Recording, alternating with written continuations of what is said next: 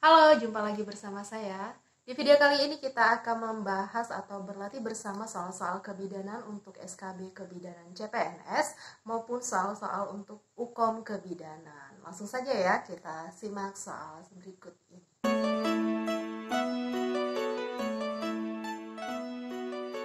Jangan lupa like dan subscribe-nya. Soal pertama, seorang perempuan umur 35 tahun, G1P0A0AH0, usia kehamilan 34 minggu, datang ke BPM dengan keluhan pusing sejak 1 minggu yang lalu.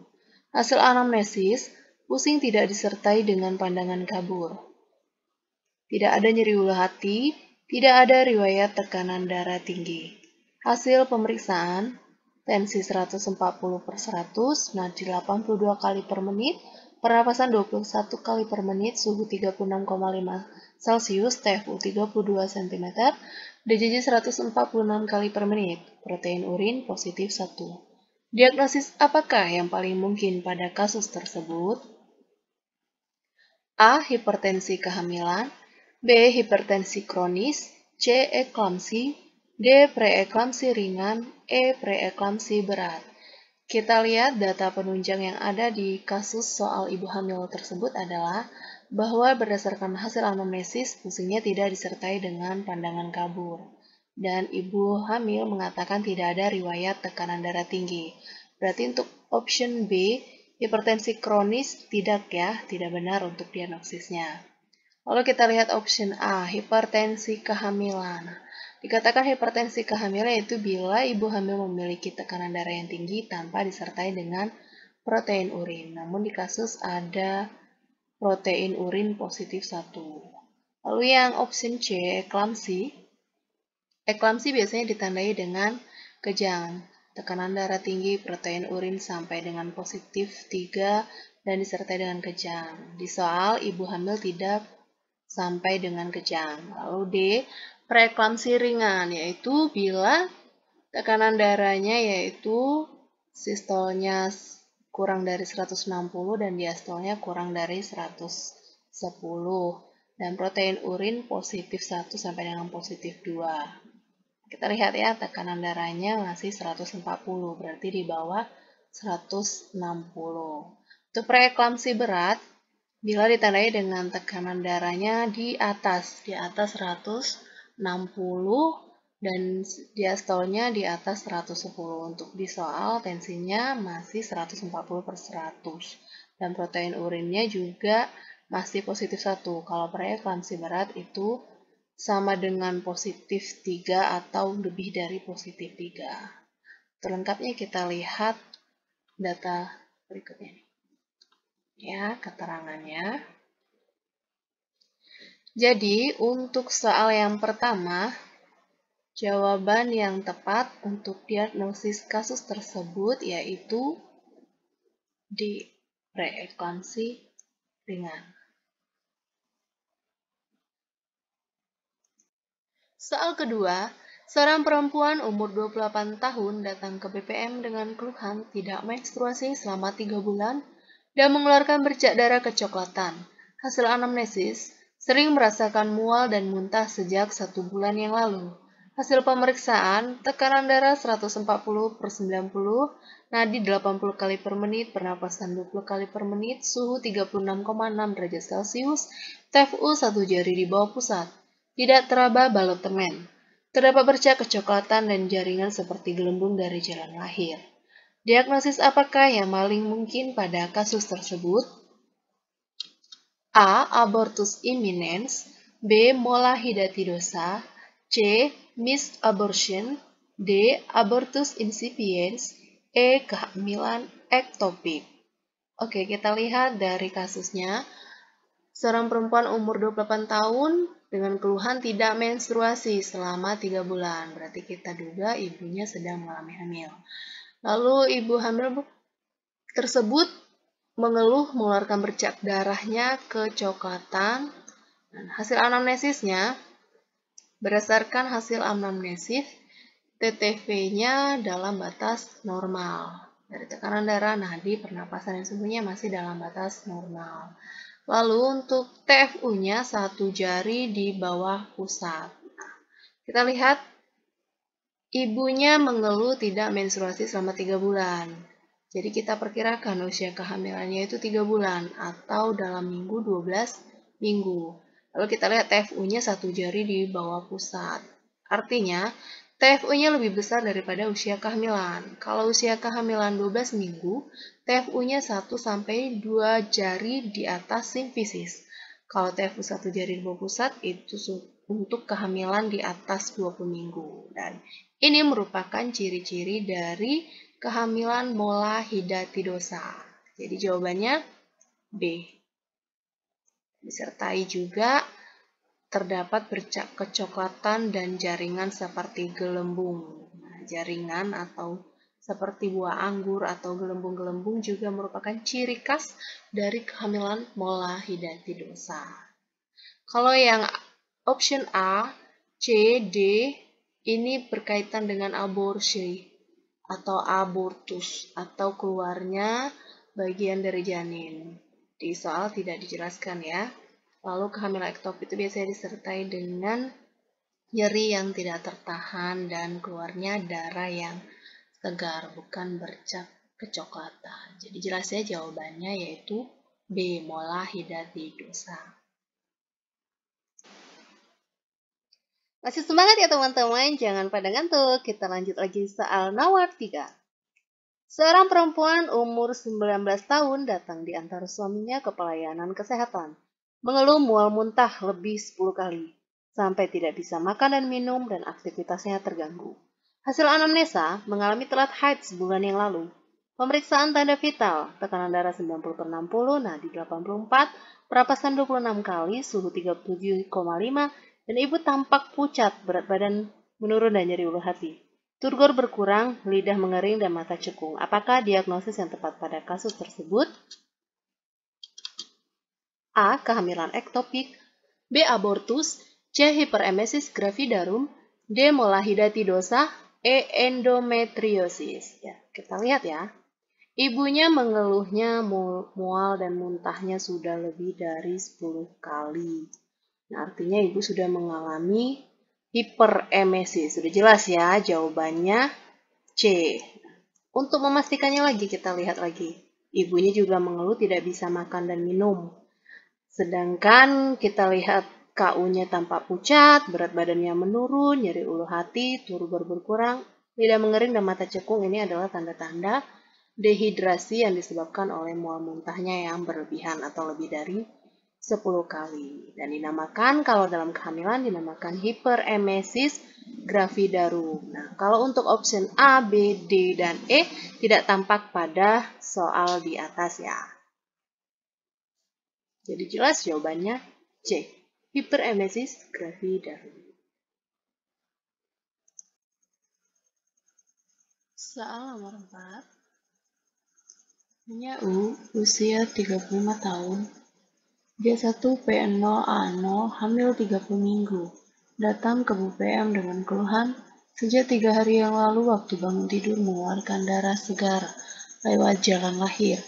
Semakin hari semakin banyak, tidak disertai nyeri perut. Hasil pemeriksaan KU-nya lemah, pucat, tensi darah 90/60, nadi 90 kali per menit, pernafasan 22 kali per menit, HB 8,4%. Diagnosis untuk Nyonya U adalah A. Ruptur uteri, B. Abortus imminens, C. Placenta previa, D. Solusia placenta, E. Abortus incomplete. Di sini kita akan lihat data yang ada pada soal. Usia kehamilannya adalah 30 minggu, berarti termasuk ke dalam trimester ketiga ya. Ketiga. Lalu keluhannya sejak 3 hari yang lalu, waktu bangun tidur mengeluarkan darah yang segar, darah merah segar melalui jalan lahirnya. Tidak disertai nyeri perut. Nah, berdasarkan data yang di atas, bisa kita lihat dalam optionnya bahwa kasus ini mengarah ke plasenta previa karena usianya di atas 28 minggu atau sudah trimester 3 lalu mengeluarkan darah merah yang segar. Nah, kalau ruptur uteri ini adalah keadaan bahwa uterus atau dinding rahim itu dalam keadaan robek. Nah, kalau abortus imminens ini biasanya digambarkan pada soal ini ada jaringan yang keluar. Begitu juga abortus incomplete. Nah, terkadang kita susah ya membedakan plasenta previa dan solusio plasenta. Untuk lebih jelasnya kita lihat tabel berikut ini. Ya, di sini ada perbedaannya mulai dari perdarahannya kalau solusio plasenta itu atau terlepasnya plasenta yang dalam letak normal sebelum saatnya lepas dari dinding rahim. Nah, ini perbedaannya pada kasus perdarahannya, kalau yang solusio plasenta akan berwarna merah tua atau sampai dengan kecoklatan. Sedangkan plasenta previa ini warnanya merah segar. Lalu selanjutnya yang menjadi ciri khas dari gejala dari solusio plasenta yaitu dia disertai nyeri. Nah, berbanding terbalik dengan plasenta previa. Kalau plasenta previa itu tidak merasa nyeri. Jadi untuk soal nomor 4, jawaban yang cocok atau diagnosis untuk Nyonya U adalah C. Plasenta previa. Kita lanjut soal nomor 5. Nyonya U usia 30 tahun, G2P1A0, H1, hamil 32 minggu. Datang ke BPM dengan keluhan merasa menyesak sejak 1 minggu yang lalu. Hasil anamnesis merasa penuh di bagian perut atas. Hasil pemeriksaan tekanan darah 130/80, pernapasan 22 kali per menit, nadi 83 kali per menit, TFU 26 cm, bagian fundus teraba bulat, keras, dan melenting.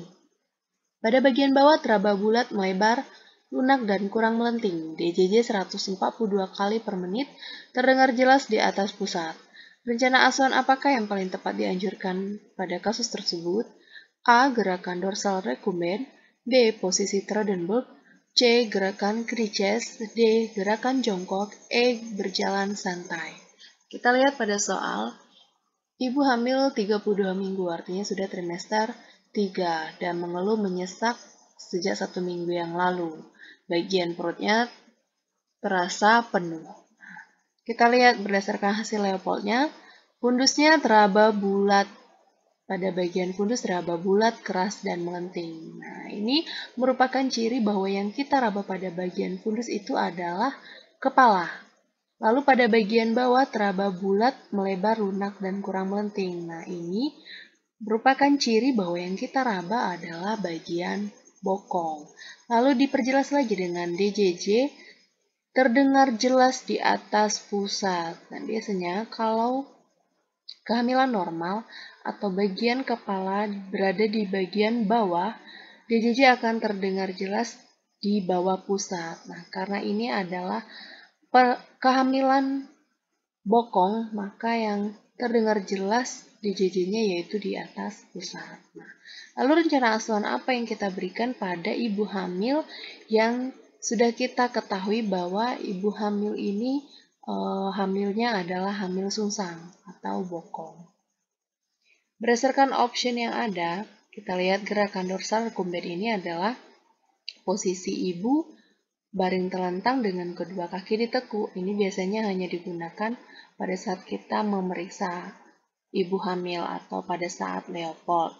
Lalu posisi Trendelenburg ini adalah posisi kepala lebih rendah dibandingkan dengan bagian badan bawah atau kaki. Nah, ini tidak dianjurkan ya untuk ibu hamil dengan hamil sungsang. Lalu gerakan Criches. Nah, gerakan Criches ini perlu kita berikan sebagai rencana asuhan kepada ibu hamil sungsang. Karena apa?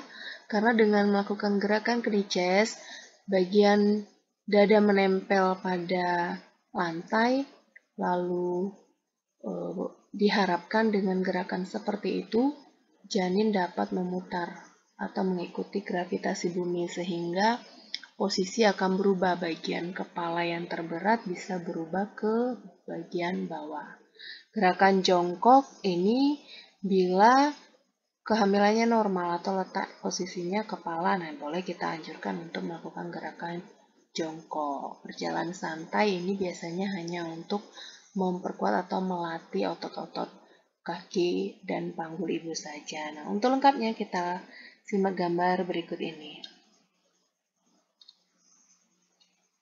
Nah, ini perbedaannya ya. Yang saya bilang tadi, posisi dorsal recumbens seperti ini posisinya.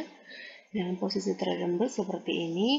Dan ini yang perlu kita ingat. Kalau sudah ada kasus ibu hamil dengan kehamilan sungsang, maka yang kita ingat kata kuncinya yaitu kita anjurkan untuk posisi knee chest atau posisi genuk pektoral juga biasa disebut ya. Menungging dengan kedua kaki dan dadanya menempel pada bagian atas tempat tidur. Seperti ini ya. Oke, jadi untuk soal nomor 5, jawabannya yaitu C, gerakan knee chest. Kita lanjut soal nomor 6. Nyonya U usia 30 tahun, G3P1A1AH1, hamil 32 minggu, datang ke BPM dengan keluhan bengkak pada kaki sejak 1 minggu yang lalu. Hasil anamnesis, keluhan berkurang bila dibawa istirahat. Hasil pemeriksaan tensi 110/70, nadi 80 kali per menit, pernapasan 22 kali per menit, suhu 36,5 derajat Celcius, TFU 30 cm, DJJ 146 kali per menit. Kapankah rencana kunjungan ulang pada kasus tersebut? A1 minggu, B2 minggu, C4 minggu, D6 minggu, E8 minggu. Kita lihat kehamilannya itu 32 minggu, artinya ini sudah termasuk trimester ketiga. Dan keluhan bengkak pada kaki sejak 1 minggu yang lalu, berkurang bila dibawa istirahat, artinya normal ya. Hanya keluhan normal saja pada kehamilan trimester 3. Nah, berdasarkan hasil pemeriksaan, TTV masih dalam batas normal, TFU sesuai dengan usia kehamilan. Nah, ini artinya bahwa ini adalah ibu hamil trimester 3 dalam keadaan normal. Lalu kapankah rencana kunjungan ulang pada kasus tersebut? Nah, kita ingat ya, bahwa kehamilan kurang dari 36 minggu itu kita anjurkan untuk melakukan kunjungan ulangnya itu 2 minggu lagi atau 2 minggu sekali. Nah, namun bila kehamilan lebih dari 36 minggu, maka kita anjurkan rencana kunjungannya yaitu untuk setiap 1 minggu. Nah, kalau kehamilan di bawah trimester 3, kita anjurkan untuk setiap bulan atau 4 minggu. Jadi, jawaban yang tepat yaitu setiap 2 minggu. B. Nah, ini ya untuk pengingatnya bagi teman-teman semuanya. Kurang dari 36 minggu, KO-nya setiap 2 minggu, lebih dari 36 minggu, KO-nya setiap 1 minggu. Karena kehamilannya 32 minggu, artinya di bawah 36 minggu, maka setiap 2 minggu kita anjurkan untuk periksa. Ya, jawabannya yaitu B. Soal ke-7, Nyonya U usia 24 tahun, G1P1A0AH0, datang ke BPM dengan keluhan tidak menstruasi selama 1 bulan. Hasil pemeriksaan, TTV dalam batas normal dan pemeriksaan tes pack menyatakan positif hamil. Bidan memberikan konseling pada ibu agar rutin untuk memeriksakan kehamilannya. Berapa kalikah minimal ibu hamil memeriksakan kehamilannya ke nakes selama kehamilan? A6 kali, B5 kali, C4 kali, D3 kali, E2 kali.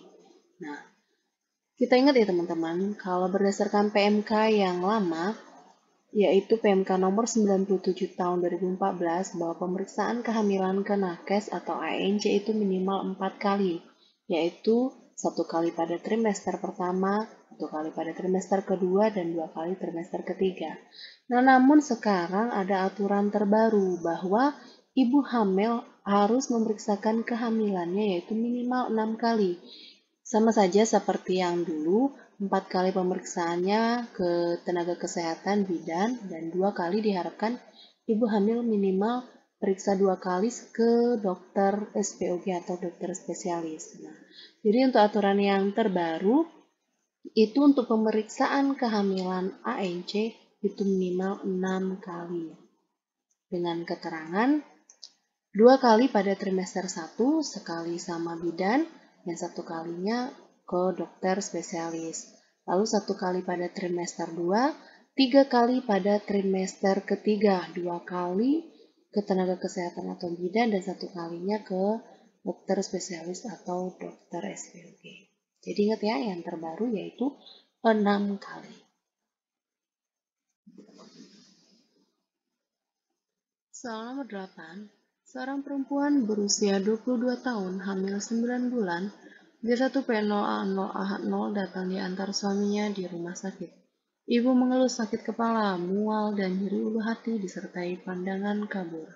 Hasil pemeriksaan, tekanan darah 180/120, nadi 100, pernapasan 24 kali, udem pada muka dan jari tangan, TFU 32 cm, tidak ada his, BJJ 138 kali per menit. Teratur, pemeriksaan laboratorium protein urin positif 3. Apakah diagnosis yang tepat pada kasus tersebut? A. Preeklamsi, B. Hipertensi dalam kehamilan, C. Preeklamsi ringan, D. Preeklamsi sedang, E. Preeklamsi berat. Nah, untuk option jawabannya hampir mirip-mirip ya. Kita lihat option yang A, preeklamsi. Nah, preeklamsi ini tidak spesifikasi ya, karena tidak ada preeklamsi saja diagnosisnya. Nah, selalu disertai dengan preeklamsinya dibagi menjadi 2, yaitu preeklamsi ringan kah atau preeklamsi berat. Dan untuk option D juga tidak ada ya, preeklamsi sedang. Jadi untuk option A dan option D itu tidak termasuk diagnosis yang tepat. Nah, selanjutnya untuk option B, hipertensi dalam kehamilan. Nah, kalau hipertensi sudah seperti soal yang sebelumnya kita jelaskan, hipertensi itu tidak disertai dengan pemeriksaan labor protein urin. Kalau pemeriksaannya hanya tensi atau tekanan darah saja yang tinggi, bisa termasuk diagnosisnya itu hipertensi dalam kehamilan. Namun ada data penunjang di soal yaitu protein urin positif 3. Nah, jadi pilihannya tinggal option C kah atau option E, preeklamsi ringan kah atau preeklamsi berat. Nah, kita lihat berdasarkan hasil pemeriksaan, tekanan darahnya itu 180/120. Nah, kita lihat soal yang sebelumnya atau kita ingat soal yang sebelumnya bahwa preeklamsi ringan itu ditandai dengan tekanan darahnya kurang dari 160 untuk sistolnya dan diastolnya kurang dari 110. Kalau lebih dari 160 dan diastol lebih dari 110 itu termasuk ke preeklamsi berat. Jadi sudah jelas ya. Dari tekanan darah sudah lebih dari 160 dan protein urin juga positif 3, ini merupakan diagnosis yang tepatnya yaitu preeklamsi berat. Jadi untuk jawabannya yaitu B.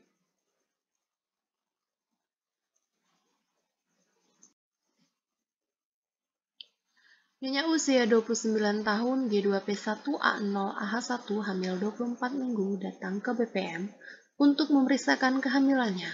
Hasil anamnesis merasa pusing sejak 1 minggu yang lalu, namun hilang bila dibawa istirahat.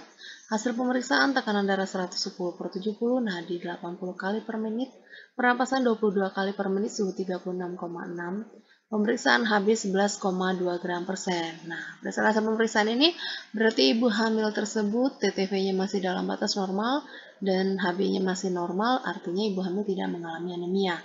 Berapakah dosis tablet FE yang dianjurkan diberikan sesuai kasus tersebut? Karena dalam kasus tersebut ibu hamil masih dalam batas normal tidak mengalami anemia, maka kita berikan dosis tablet yaitu 1 kali sehari dengan dosis 60 mg.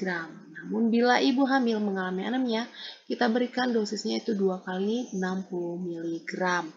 Jadi jawaban yang tepat untuk soal nomor 9 yaitu A, 1 kali 60 mg. Soal nomor 10, Nyonya U umur 23 tahun, G1P0A0, hamil 32 minggu, datang ke puskesmas dengan keluhan sering BAK atau buang air kecil di malam hari sejak 3 hari yang lalu. Hasil anamnesis, gerakan janin dirasakan ibu aktif dalam semalam, buang air kecil kurang lebih 3-4 kali. Nah, ini sangat mengganggu aktivitas ibu ya, apalagi di malam hari, 3-4 kali bolak-balik ke kamar mandi. Nah, hasil pemeriksaan, tekanan darah 110/70, nadi 80 kali per menit, pernapasan 22 kali, suhu 36,6 derajat Celcius, ini artinya TTV masih dalam batas normal, TFU 30 cm sesuai dengan usia kehamilan, punggung kiri DJJ 146 kali per menit, kepala sudah masuk PAP atau pintu atas panggul. Rencana asuhan apakah yang tepat pada kasus tersebut? A. Perbanyak minum di siang hari dan malam hari. Ini tidak tepat ya, karena untuk ibu hamil yang mengeluh sering buang air kecil di malam hari tidak kita anjurkan untuk juga memperbanyak minum di malam hari karena akan lebih membuat ibu tidak nyaman karena malam hari harus bolak-balik ke kamar mandi. B. Kosongkan kandung kemih ketika terasa ada dorongan, ini juga tidak tepat. Ini asuhan kita berikan kepada ibu yang akan bersalin, maka akan dianjurkan untuk mengosongkan kandung kemih. Di sini ibu masih hamil 32 minggu. C. Berbaring miring ke kiri, ini juga posisi yang kita anjurkan pada saat ibu bersalin. D. Perubahan fisiologi trimester 3. Nah, ini tepat ya, karena ibu mengeluhnya sering BAK di malam hari, usia kehamilan 32 minggu artinya ini adalah usia kehamilan trimester 3. Dan ibu juga G1P0A0 artinya ibu baru hamil anak pertama dan belum tahu bahwa apa-apa saja perubahan-perubahan fisiologis atau perubahan-perubahan yang normal pada trimester ketiga. Maka penting kita berikan rencana asuhannya yaitu perubahan fisiologi trimester 3. Jadi jawaban yang tepat untuk nomor 10 yaitu D. Perubahan fisiologi trimester 3. Demikianlah pembahasan soal untuk kali ini. Selanjutnya kita akan membahas soal-soal kebidanan kembali. Jangan lupa tekan tombol subscribe-nya dan nyalakan lonceng notifikasinya. Share sebanyak-banyaknya ke teman-teman yang lain yang mungkin membutuhkan video untuk pembahasan soal-soal kebidanan. Tetap semangat!